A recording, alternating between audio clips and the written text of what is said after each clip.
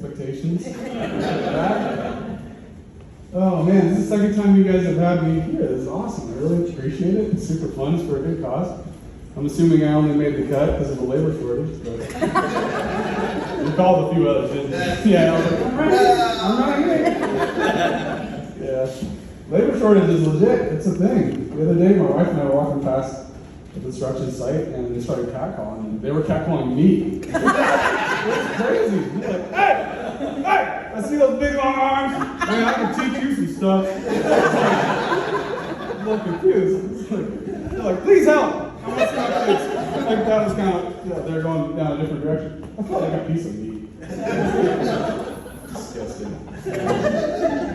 I'm going to take a couple, I have an idea for the construction industry that's going to help, at least with the pay.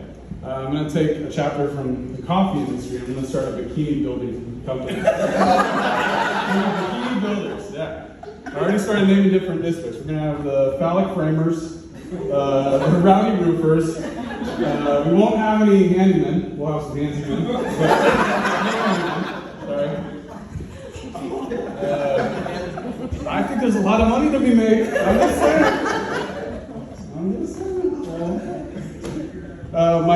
I'm not really like directly in the physical trades anymore. My wife is actually in the trades. She's an electrician, which is amazing. It makes me kind of like, I don't know, a trophy husband. I'm retired young, it's fine. She's gonna make me wear an outfit around the house, it's cool. I'm flexible.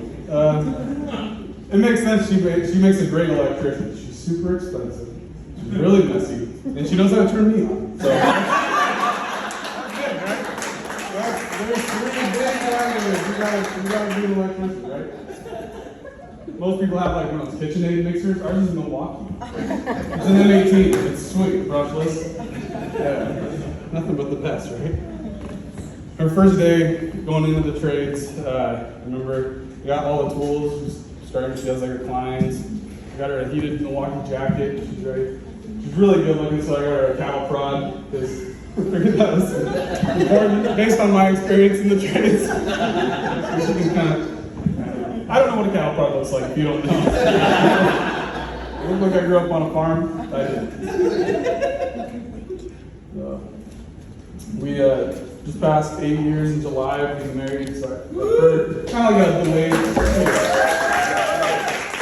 a delayed anniversary trip. We went down to Mexico for 10 days to Cancun. It was a wonderful time. Everyone says like, don't get Montezuma's revenge, don't get Montezuma's.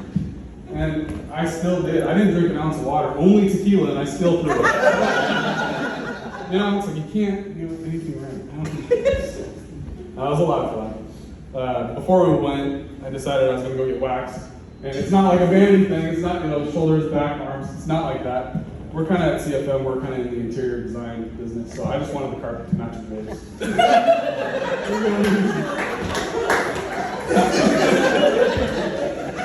It's just same play. It's same play. That's all it is.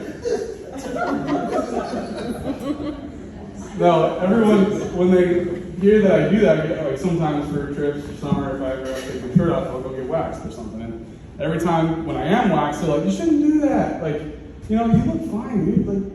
You shouldn't worry about that. And then the hair goes back, and they're like, is there a medical term? What's happening here? Like, this is excessive. Absolutely. Is it a full moon? Yeah. Even my mom jumped in on that. Like when I call her, it's Chewbacca. Every time I call it bullying. She calls it messing with Sasquatch. I'm like, okay, all right. No, so I was like, okay, I'm gonna get waxed. I called a couple salons, and I'm like, all right, what do you charge per square foot? They didn't quite understand what I was getting at. They gave me a price, and I was like, all right, is that self-leveler, prep? Like, what are we talking about? It's kind of boring inside jokes. Thanks, Thomas. I got you back. Thanks, good. No, so they gave me a price. It's a lot of money to do that. So I was like, I'm going to get a home kit, I'll have my wife do it. It'll be fun. It'll be like couples therapy. It was like exposure therapy. If you're afraid of torture, that's what it was. Exposure. A lot of ripping and screaming and bleeding. I was like, you could have gotten information out of me. I was like, just take my fingernails. Please, just take my fingernails. I'll tell you whatever you need to know. I prefer that, please. No. But, you know what they say, beauty is pain, and so is mediocrity, unfortunately.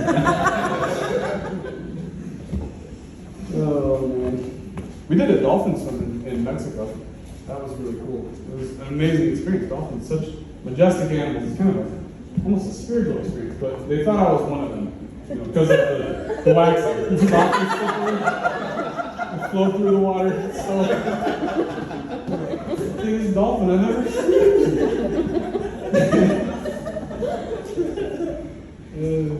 Yeah, like I said, we Megan and I got married. We've been married just over 8.5 years, and haven't had any kids yet. It's a big commitment nowadays. It's kind of a scary world. You know, it's almost like buying a house. The only difference is a house after it turns 30 is a lot less expensive. Right? Yeah, so it's a little scary. It can be. We got married pretty young. I was 22. She was 18. So we started young. I figured out real quick the secret to marriage is just sharing your Legos. It's really that simple. Like, they're not my Hot Wheels, they're our Hot Wheels.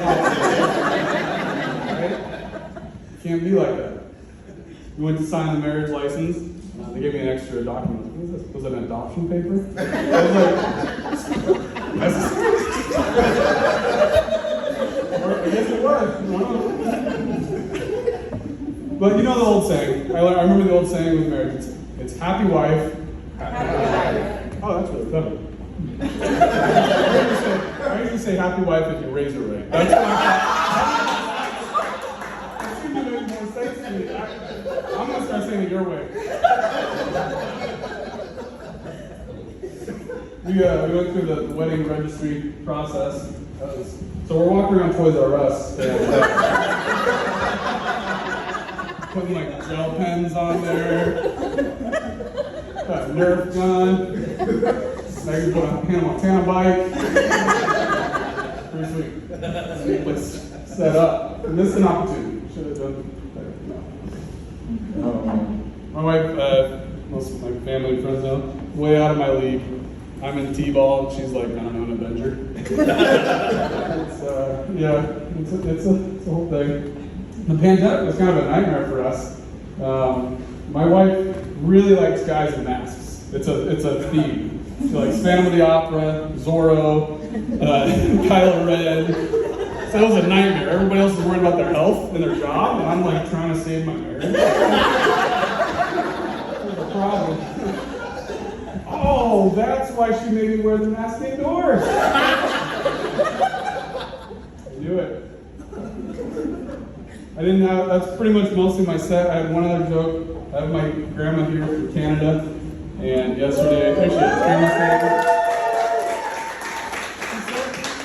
she said she was going to heckle me, but again, she's from Canada, so I was like, I'm not that concerned. Right? How do they heckle down there? Like, you're only an 8 out of 10, eh? I only laughed a lot, eh? I had to throw a couple jokes in there. Thank you guys again, and